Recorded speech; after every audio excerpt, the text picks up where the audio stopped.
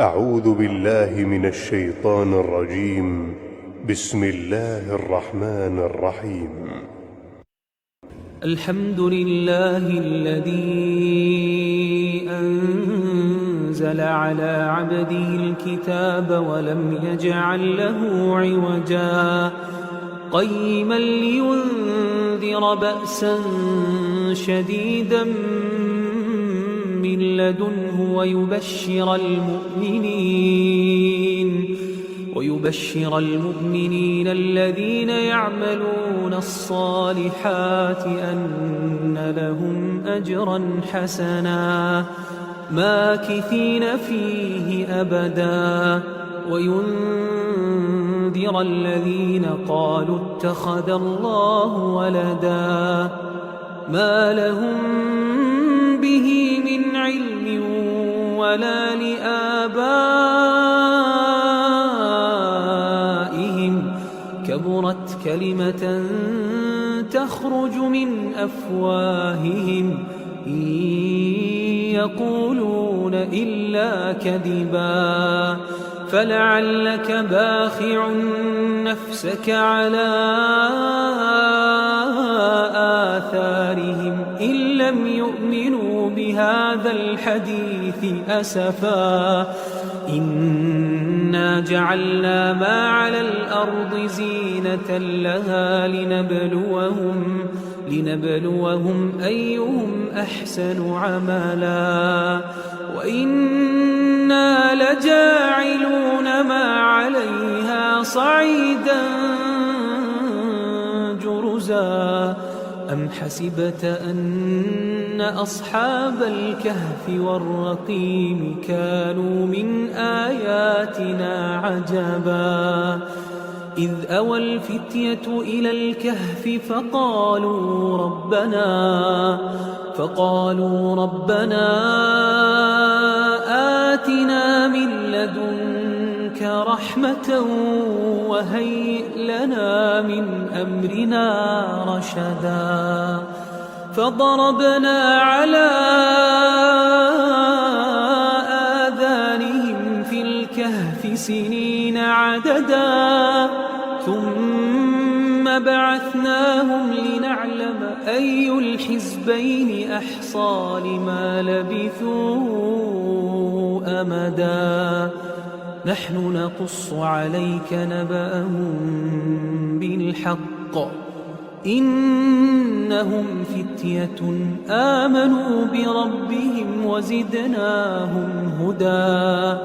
وربطنا على قلوبهم إذ قاموا فقالوا ربنا رب السماوات والأرض لن ندعو من دونه إلها لقد قلنا إذا شططا هؤلاء قومنا اتخذوا من دونه آلهة لولا يأتون عليهم بسلطان بين فمن أظلم ممن افترى على الله كذبا وإذ اعتزلتموهم وما يعبدون إلا الله فأووا إلى الكهف ينشر لكم ربكم من رحمته ويهيئ لكم من أمركم مرفقا وترى الشمس إذا طلعت تزاور عن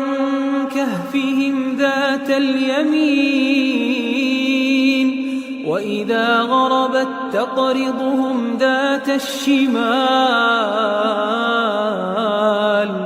وهم في فجوة منه ذلك من آيات الله من يهد الله فهو المهتد ومن يضلل فلن تجد له وليا مرشدا وتحسبهم أيقاظا وهم رقود ونقلبهم ذات اليمين وذات الشمال وكلبهم باسط ذراعيه بالوصيد لو اطلعت عليهم لوليت منهم فرارا ولملئت منهم رعبا وكذلك بعثناهم ليتساءلوا بينهم قال قائل منهم كم لبثتم قالوا لبثنا يوما أو بعض يوم قالوا ربكم أعلم بما لبثتم فابعثوا أحدكم بورقكم هذه إلى المدينة فلينظر أيها أزكى طعاما فليأتكم برزق منه وليتلطف ولا يشعرن بكم أحدا إنهم إن يظهروا عليكم يرجموكم أو يعيدوكم في ملتهم ولن تفلحوا إذا أبدا وكذلك أعثرنا عليهم ليعلموا أن وعد الله حق وأن الساعة لا ريب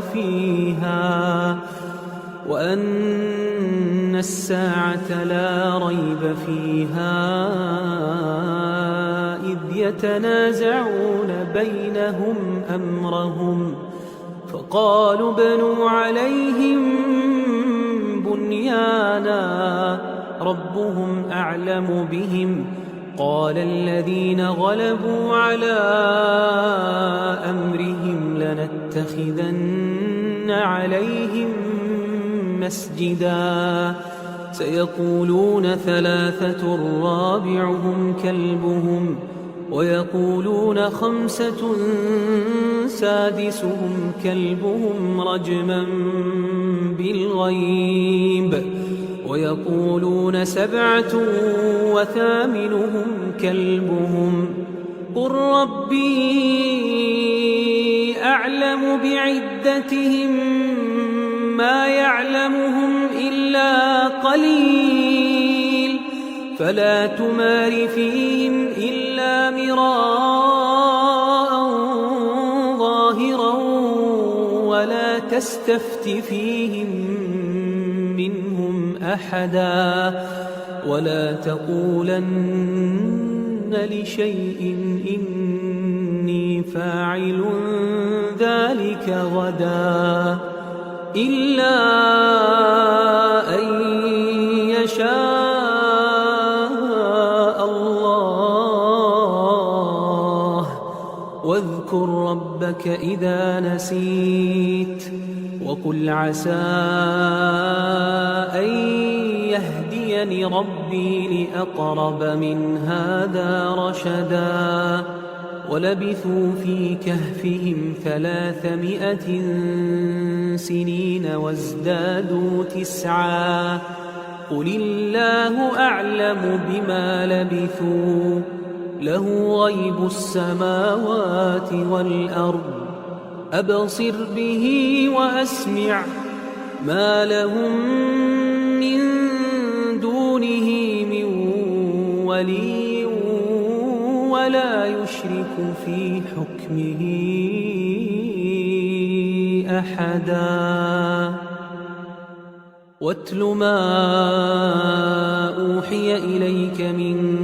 كتاب ربك لا مبدل لكلماته ولن تجد من دونه ملتحدا واصبر نفسك مع الذين يدعون ربهم بالغداة والعشي يريدون وجهه ولا تعد عيناك عنهم تريد زينة الحياة الدنيا ولا تطع من أغفلنا قلبه عن ذكرنا واتبع هواه وكان أمره فرطا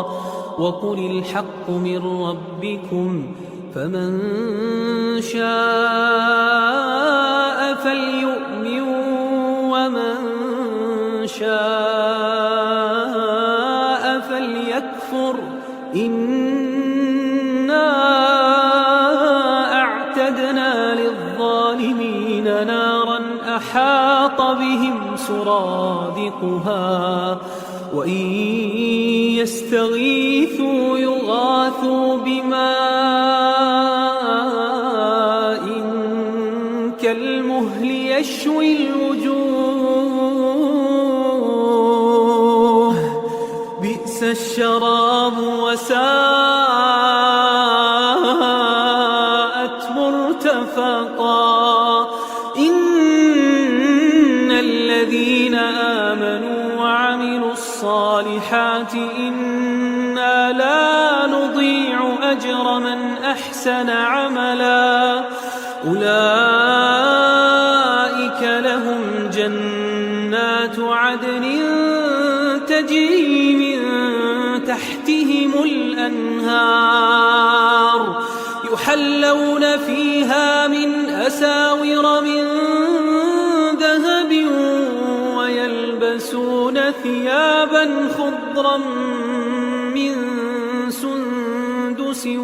واستبرق متكئين فيها على الأرائك نعم الثواب وحسنت مرتفقا واضرب لهم مثلا الرجلين جعلنا لأحدهما جنتين من أعناب وحففناهما بنخل وجعلنا بينهما زرعا كلتا الجنتين آتت أكلها ولم تظلم منه شيئا وفجرنا خلالهما نهرا وكان له ثمر فقال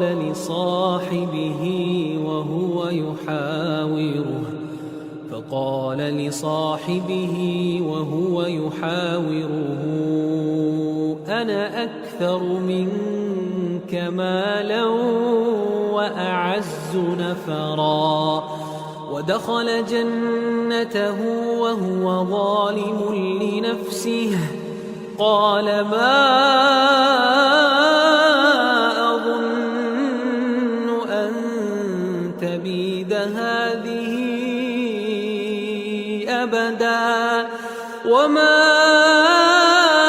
أظن الساعة قائمة ولئن رددت إلى ربي لأجدن خيرا منها منقلبا قال له صاحبه وهو يحاوره أكفرت بالذي خلقك من تراب ثم من نطفة ثم سواك رجلا لكن هو الله ربي ولا أشرك بربي أحدا ولولا إذ دخلت جنتك قلت ما شاء الله لا إلا بالله إن ترني أنا أقل منك مالا وولدا فعسى ربي أن يؤتيني خيرا من جنتك ويرسل عليها حسبانا من السماء فتصبح صعيدا زلقا أو يصبح ماؤها غورا فلن تستطيع له طلبا وأحيط بثمره فأصبح يقلب كفيه على ما أنفق فيها وهي خاوية على عروشها ويقول يا ليتني لم أشرك بربي أحدا ولم تكن له فئة ينصرونه من دون الله وما كان منتصرا هنالك الولاية لله الحق هو خير ثوابا وخير عقبا واضرب لهم مثل الحياة الدنيا كماء أنزلناه من السماء فاختلط به نبات الأرض فأصبح هشيما تذروه الرياح وكان الله على كل شيء مقتدرا المال والبنون زينة الحياة الدنيا والباقيات الصالحات خير عند ربك ثوابا وخير أملا ويوم نسير الجبال وترى الأرض بارزة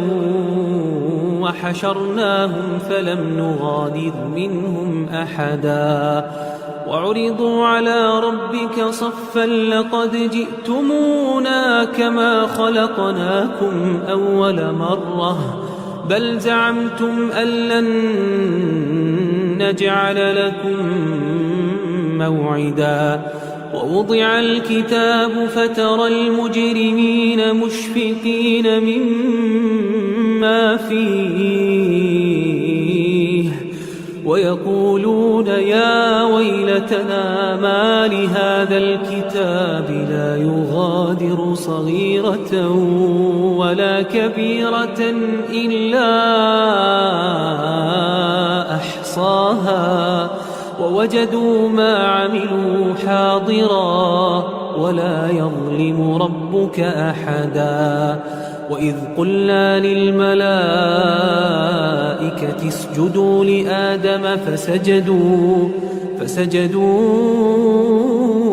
إلا إبليس كان من الجن ففسق عن أمر ربه أفتتخذونه وذريته أولياء من دوني وهم لكم عدو بئس للظالمين بدلا ما أشهدتهم خلق السماوات والأرض ولا خلق أنفسهم وما كنت متخذ المضلين عضدا ويوم يقول نادوا شركائي الذين زعمتم فدعوهم فلم يستجيبوا لهم وجعلنا بينهم موبقا ورأى المجرمون النار فظنوا أنهم مواقعوها ولم يجدوا عنها مصرفا ولقد صرفنا في هذا القرآن للناس من كل مثل وكان الإنسان أكثر شيء جدلا وما منع الناس أن يؤمنوا إذ جاءهم الهدى ويستغفروا ربهم إلا أن تأتيهم سنة الأولين أو يأتيهم العذاب قبلا وما نرسل المرسلين إلا مبشرين ومنذرين ويجادل الذين كفروا بالباطل ليدحضوا به الحق واتخذوا آياتي وما أنذروا هزوا ومن أظلم ممن ذكر بآيات ربه فأعرض عنها ونسي ما قدمت يداه إنا جعلنا على قلوبهم أكنة أن يفقهوه وفي آذانهم وقرا وإن تدعهم إلى الهدى فلن يهتدوا إذن أبدا وربك الغفور ذو الرحمة لو يؤاخذهم بما كسبوا لعجل لهم العذاب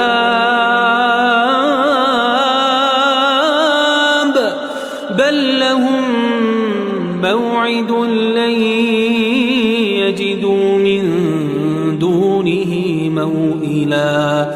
وتلك القرى أهلكناهم لما ظلموا وجعلنا لمهلكهم موعدا وإذ قال موسى لفتاه لا أبرح حتى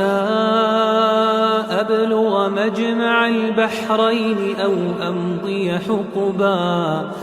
فلما بلغا مجمع بينهما نسيا حوتهما فاتخذ سبيله في البحر سربا فلما جاوزا قال لفتاه آتنا غداءنا لقد لقينا من سفرنا هذا نصبا قال أرأيت إذ أوينا إلى الصخرة فإني نسيت الحوت وما أنسانيه إلا الشيطان أن أذكره واتخذ سبيله في البحر عجبا قال ذلك ما كنا نبغ فارتدا على آثارهما قصصا فوجدا عبدا من عبادنا آتيناه رحمة من عندنا وعلمناه من لدنا علما قال له موسى هل أتبعك على أن تعلمني مما علمت رشدا قال إنك لن تستطيع معي صبرا وكيف تصبر على ما لم تحط به خبرا قال ستجدني إن شاء الله صابرا ولا أعصي لك أمرا قال فإن اتبعتني فلا تسألني عن شيء حتى أحدث لك منه ذكرا فانطلقا حتى إذا ركبا في السفينة خرقها قال أخرقتها لتغرق أهلها لقد جئت شيئا إمرا قال ألم أقل إنك لن تستطيع معي صبرا قال لا تؤاخذني بما نسيت ولا ترهقني من أمري عسرا فانطلقا حتى إذا لقيا غلاما فقتله قال أقتلت نفسا زكية بغير نفس لقد جئت شيئا نكرا قال ألم أقل لك إنك لن تستطيع معي صبرا قال إن سألتك عن شيء بعدها فلا تصاحبني قد بلغت من لدني عذرا فانطلقا حتى إذا أتيا أهل قرية استطعما أهلها فأبوا أن يضيفوهما فوجدا فيها جدارا يريد أن ينقض فأقامه قال لو شئت لاتخذت عليه أجرا قال هذا فراق بيني وبينك سأنبئك بتأويل ما لم تستطع عليه صبرا أما السفينة فكانت لمساكين يعملون في البحر فأردت أن أعيبها وكان وراءهم ملك يأخذ كل سفينة غصبا وأما الغلام فكان أبواه مؤمنين فخشينا أن يرهقهما طغيانا وكفرا فأردنا أن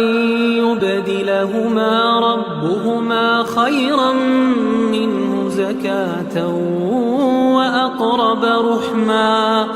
وأما الجدار فكان لغلامين يتيمين في المدينة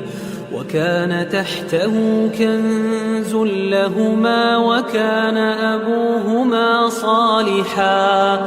فأراد ربك أن يبلغا أشدهما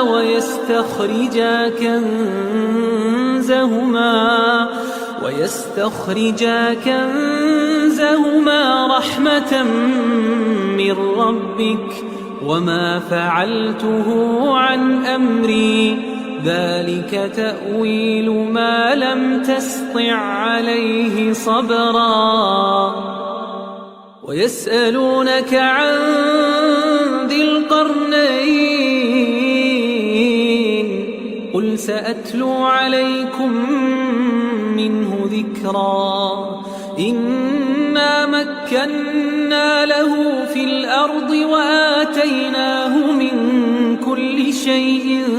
سببا فأتبع سببا حتى إذا بلغ مغرب الشمس وجدها تغرب في عين حمئة ووجد عندها قوما قلنا يا ذا القرنين إما أن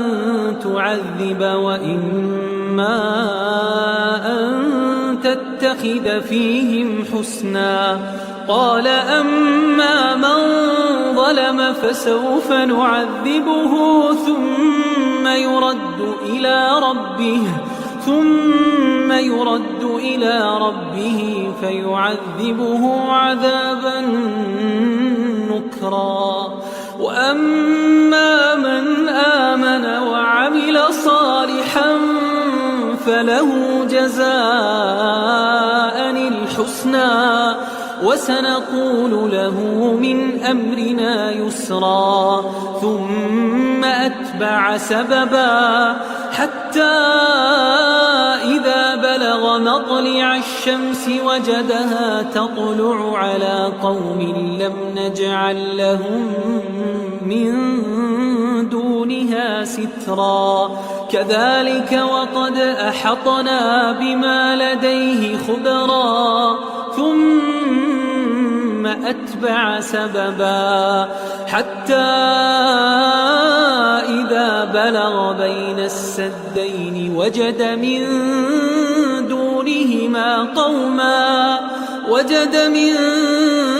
دونهما قوما لا يكادون يفقهون قولا. قالوا يا ذا القرنين إن يأجوج ومأجوج مفسدون في الأرض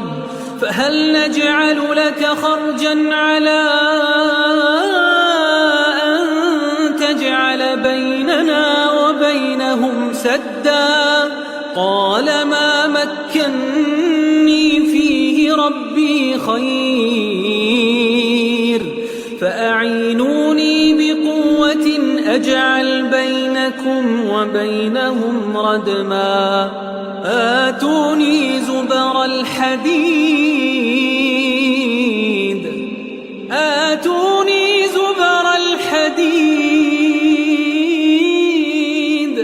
حتى إذا ساوى بين الصدفين قال انفخوا حتى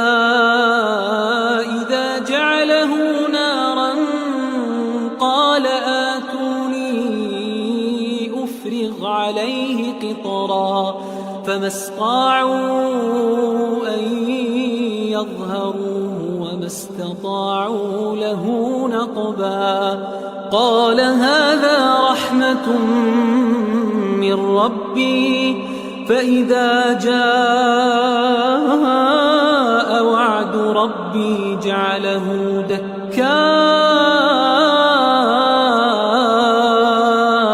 وكان وعد ربي حقا. وتركنا بعضهم يومئذ يموج في بعض ونفخ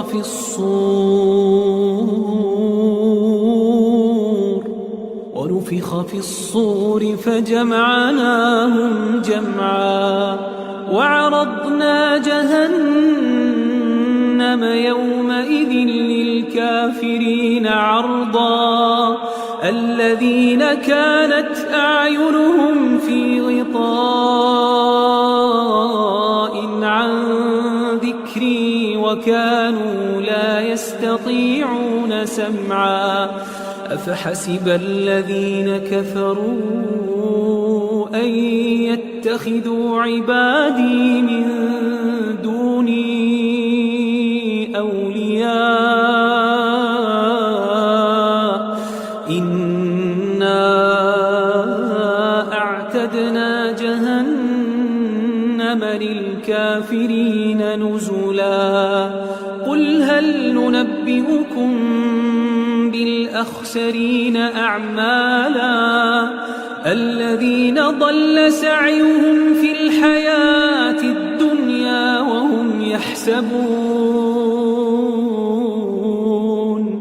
وهم يحسبون أنهم يحسنون صنعا. أولئك الذين كفروا بآيات ربهم ولقائه فحبطت أعمالهم فحبطت أعمالهم فلا نقيم لهم يوم القيامة وزنا ذلك جزاؤهم جهنم بما كفروا واتخذوا آياتي ورسلي هزوا إن الذين آمنوا وعملوا الصالحات كانت لهم جنات الفردوس نزلا خالدين فيها لا يبغون عنها حولا قل لو كان البحر مدادا لكلمات ربي لنفد البحر قبل أن تنفد كلمات ربي ولو جئنا بمثله مددا قل إنما أنا بشر مثلكم يوحى إلي أنما إلهكم إله واحد فمن كان يرجو لقاء ربه فليعمل عملا صالحا ولا يشرك بعبادة ربه أحدا.